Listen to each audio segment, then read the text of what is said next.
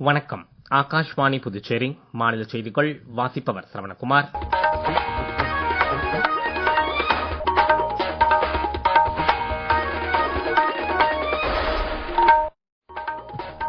தலைப்புச் செய்திகள். குடியரசு துணைத் தலைவர் திரு ஜெக்தீப் தன்கர் 3 நாள் அரசுமுறை பயணமாக நாளை புதுச்சேரி வருகிறார். பிரதமர் திரு நரேந்திர மோடி நாளை முதல் 5 நாள் சுற்றுப்பயணமாக சைப்ரஸ், கனடா, குரேஷியா ஆகிய நாடுகளுக்கு செல்கிறார். சர்வதேச யோகா தினம் வரும் 21ஆம் தேதி கொண்டாடப்படுவதையொட்டி நாடு முழுவதும் பல்வேறு விழிப்புணர்வு நிகழ்ச்சிகள் நடைபெற்று வருகின்றன. கடந்த மே 4ஆம் தேதி நடைபெற்ற MBBS, BDS உள்ளிட்ட இளநிலை மருத்துவ படிப்புகளுக்கான நீட் நுழைவுத் தேர்வு முடிவுகள் இன்று வெளியிடப்பட்டன. இனி விரிவான செய்திகள். குடியரசு துணைத் தலைவரும் புதுச்சேரி பல்கலைக்கழக வேந்தருமான திரு ஜெக்தீப் தன்கர் 3 நாள் அரசுமுறை பயணமாக நாளை புதுச்சேரி வருகிறார். நாளை மறுநாள் திங்கட்கிழமை மாலை 4 மணி அளவில் ஜிப்மர் வளாகத்தில் நடைபெற உள்ள தேசத்தை கட்டி எழுப்புவதில் சுற்றுச்சூழல் நிலைத்தன்மை நிகழ்ச்சியில் தலைமை விருந்தினராக கலந்து கொண்டு உரையாற்றுகிறார். ஜிப்மர் இயக்குநர் டாக்டர் VS நேகியின் வரவேற்பு உரைக்கு பின் நடைபெற உள்ள இவ்விழாவில் புதுச்சேரி துணைநிலை ஆளுநர் திரு கைலாஷ்நாதன், முதலமைச்சர் திரு ரங்கசாமி உள்ளிட்டோரும் உரையாற்ற உள்ளனர். சட்டப்பேரவைத் தலைவர் திரு செல்வம் முன்னிலை வகிக்கும் இந்நிகழ்ச்சியில் பாராளுமன்ற உறுப்பினர்கள் திரு செல்வ கணபதி, திரு வைத்திலிங்கம் மற்றும் சட்டமன்ற உறுப்பினர் திரு AKD ஆறுமுகம் உள்ளிட்டோர் கலந்து கொள்ள உள்ளனர். இதனைத் தொடர்ந்து வரும் 17ஆம் தேதி காலை 10 மணி அளவில் புதுச்சேரி பல்கலைக்கழகத்தில் பேராசிரியர்கள் மற்றும் மாணவர்களுடன் கலந்துரையாட உள்ளார். திரு தன்கரின் புதுச்சேரி வருகையொட்டி விரிவான ஏற்பாடுகள், பலத்த பாதுகாப்பு ஏற்பாடுகளும் செய்யப்பட்டுள்ளன. பிரதமர் திரு நரேந்திர மோடி நாளை முதல் 5 நாள் சுற்றுப்பயணமாக சைப்ரஸ், கனடா, குரேஷியா ஆகிய நாடுகளுக்கு செல்கிறார். பிரதமரின் பயணம் பற்றிய மேலும் சில விவரங்கள். சைப்ரஸ் அதிபர் திரு நிக்கோலஸ் கிறிஸ்டோடவுலிடஸின் அழைப்பை ஏற்று அந்நாட்டிற்கு செல்லும் பிரதமர் அந்நாட்டு அதிகாரிகள் மற்றும் வணிக தலைவர்களுடன் லிமசால் நகரில் பேச்சுவார்த்தை நடத்த உள்ளார். பிரதமரின் இப்பயணம் இந்தியா சைப்ரஸ் நாடுகளுக்கிடையேயான இருதரப்பு உறவை வலுப்படுத்தி ஐரோப்பிய யூனியன் உடனான நட்புறவை முன்னெடுத்துச் செல்லும் என்று எதிர்பார்க்கப்படுகிறது. தனது பயணத்தின் 2வது கட்டமாக ஜூன் 16ஆம் தேதி கனடாவில் நடைபெறும் G7 உச்சி மாநாட்டில் பங்கேற்கும் பிரதமர் எரிசக்தி, பாதுகாப்பு, தொழில்நுட்பம் மற்றும் புதுமை உள்ளிட்ட உலகளாவிய பிரச்சனைகள், குறிப்பாக செயற்கை நுண்ணறிவு, ஆற்றல் மற்றும் குவாண்டம் தொடர்பான பிரச்சனைகள் குறித்து G7 நாடுகளின் தலைவர்கள் மற்றும் பிற சர்வதேச தலைவர்களுடன் கருத்துக்களை பரிமாறிக்கொள்கிறார்.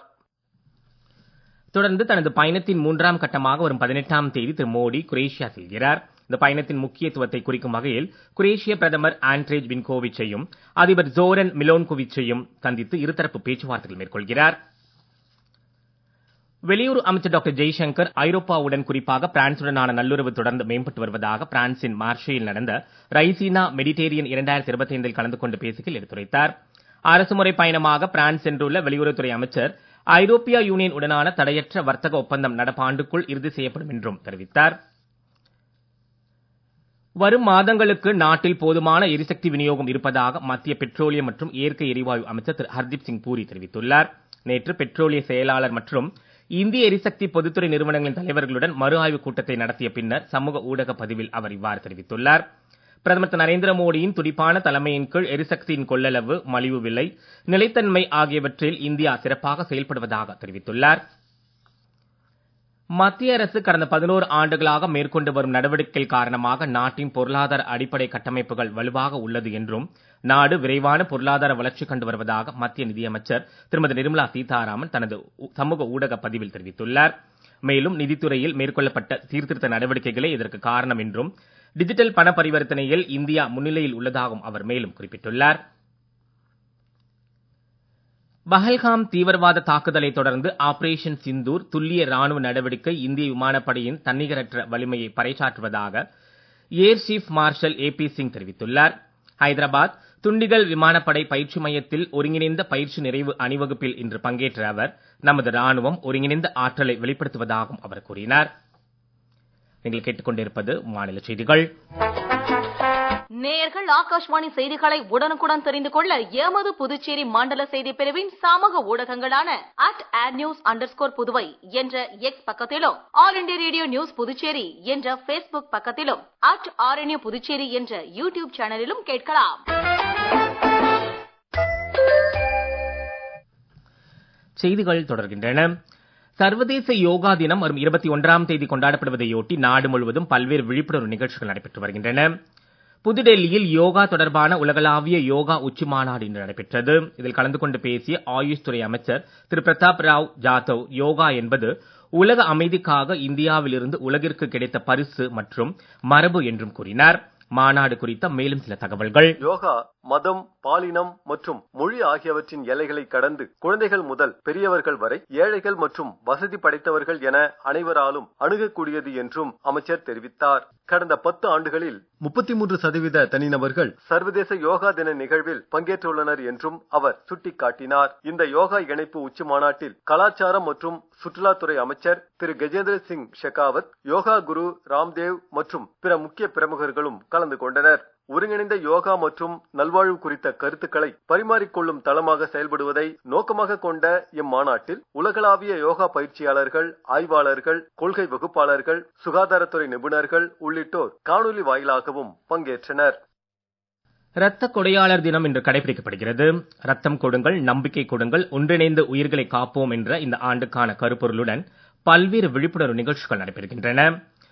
பொதுமக்களிடையே விழிப்புணர்வை ஏற்படுத்துவதற்கும் தன்னார்வ ரத்த தானத்தை ஊக்குவிப்பதற்கும் பல்வேறு போட்டிகளை புதுச்சேரி ஜிப்மர் ரத்த பரிமாற்ற மருத்துவத்துறையும் புதுச்சேரி எய்ட்ஸ் கட்டுப்பாட்டு சங்கமும் இணைந்து ஏற்பாடு செய்திருந்த இந்த விழிப்புணர்வு நிகழ்ச்சியின் போது வெற்றி பெற்ற பொதுமக்கள், கல்லூரி மற்றும் பள்ளி மாணவர்களுக்கு மகப்பேறியல் மற்றும் மகளிர் மருத்துவத்துறை பேராசிரியர் டாக்டர் லதா சதுர்வேதுல்லா தலைமை விருந்தினராக கலந்து கொண்டு பரிசுகளை வழங்கினார். நிகழ்ச்சியில் ரத்த பரிமாற்ற மருத்துவர்கள், கூடுதல் பேராசிரியர் மற்றும் துறை தலைவர் டாக்டர் ராஜேந்திர குல்கர்னி மற்றும் மருத்துவர்கள், அதிகாரிகள், ஊழியர்கள் உள்ளிட்டோர் கலந்து கொண்டனர். தற்போது இந்திய விமானப்படையில் உள்ள 34 போயிங் 787 விமானங்களின் கண்காணிப்பை நீட்டிக்குமாறு சிவில் விமான போக்குவரத்து இயக்குநரகம் உத்தரவிட்டுள்ளதாக அத்துறையின் அமைச்சர் திரு ராம்மோகன் நாயுடு தெரிவித்தார்.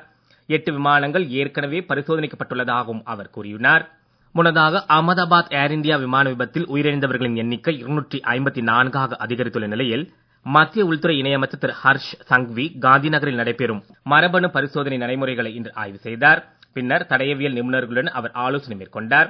குஜராத்தில் உள்ள 36 தடயவியல் நிபுணர்கள் DNA பரிசோதனைகளை மேற்கொண்டு வருவதாகவும் இவர்களுக்கு உதவும் வகையில் மத்திய அரசும் தடயவியல் வல்லுநர் குழுவை அனுப்பி வைத்துள்ளதாகவும் அமைச்சர் கூறினார். இந்த சம்பவம் குறித்து ஆராய பல்வேறு துறைகளைச் சேர்ந்த நிபுணர்களை கொண்ட உயர்மட்ட குழு ஒன்று அமைக்கப்பட்டுள்ளதாக திரு ராம்மோகன் நாயுடு புதுடெல்லியில் செய்தியாளர்களிடையே கூறினார். இந்த குழுவின் தலைவராக உள்துறை செயலர் இருப்பார் என்றும் அவர் தெரிவித்தார். விமானத்தின் கருப்பு பெட்டி மீட்கப்பட்டுள்ளதாகவும் இது விபத்தின் போது அல்லது விபத்திற்கு சில நிமிடங்களுக்கு முன்பு உண்மையில் என்ன நடந்தது என்பது பற்றிய தகவல்களை வழங்கும் என்றும் மேலும் அவர் கூறினார். கடந்த மே 4ஆம் தேதி நடைபெற்ற MBBS, BDS உள்ளிட்ட இளநிலை மருத்துவ படிப்புகளுக்கான நீட் நுழைவுத் தேர்வு முடிவுகள் இன்று வெளியிடப்பட்டன. இத்தேர்வினை நாடு முழுவதும் 552 நகரங்களிலும் வெளிநாடுகளில் 14 நகரங்களிலும் அமைந்த 5468 மையங்களில் 22 லட்சத்திற்கும் மேற்பட்ட மாணவர்கள் எழுதியிருந்தனர்.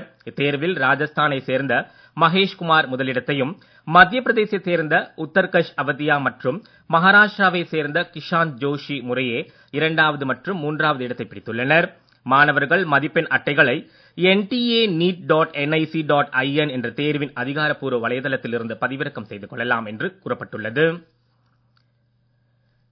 தென்னிந்திய பகுதிகளின் மேல் ஒரு வளிமண்டல மேலடுக்கு சுழற்சி நிலவுகிறது. இதன் காரணமாக புதுச்சேரி, காரைக்கால் மற்றும் தமிழகத்தில் ஒரு சில இடங்களிலும் பலத்த தரைக்காற்று மணிக்கு 40 முதல் 50 கிலோமீட்டர் வேகத்தில் வீசக்கூடும் என்றும், இடி மின்னலுடன் கூடிய லேசானது முதல் மிதமான மழை பெய்யக்கூடும் என்றும் சென்னை வானிலை ஆய்வு மையம் தெரிவித்துள்ளது. நீலகிரி மாவட்டத்தில் ஓரிரு இடங்களில் கன முதல் அதிகன மழை பெய்யக்கூடும் என்றும், கோயம்புத்தூர் மற்றும் திருநெல்வேலி மாவட்டங்களின் மலைப்பகுதிகளில் ஓரிரு இடங்களில் கனமழை பெய்யக்கூடும் என்றும் தெரிவிக்கப்பட்டுள்ளது. தாய்லாந்தில் நடைபெற்ற ஆசிய பாரா படகு சாம்பியன் போட்டியில் இந்தியா 2 தங்கம், 4 வெள்ளி, 4 வெண்கலப் பதக்கங்களை வென்றுள்ளது. கொச்சி துறைமுகம் அருகே பெரும் தீ விபத்தில் சிக்கிய MP1 ஹை 503 கப்பலை இந்திய கடற்படை மீட்புப் பணிகளில் ஈடுபட்டுள்ளது. சவாலான வானிலை, கடல் நிலைமைகள் மற்றும் தீ விபத்துகளுக்கு இடையே மீட்புக் குழு கப்பல் டக் ஆஃப் ஷோர் வாரியருடன் இழுவை இணைத்து கப்பலை இழுத்து செல்லும் பணி மேற்கொள்ளப்பட்டுள்ளது.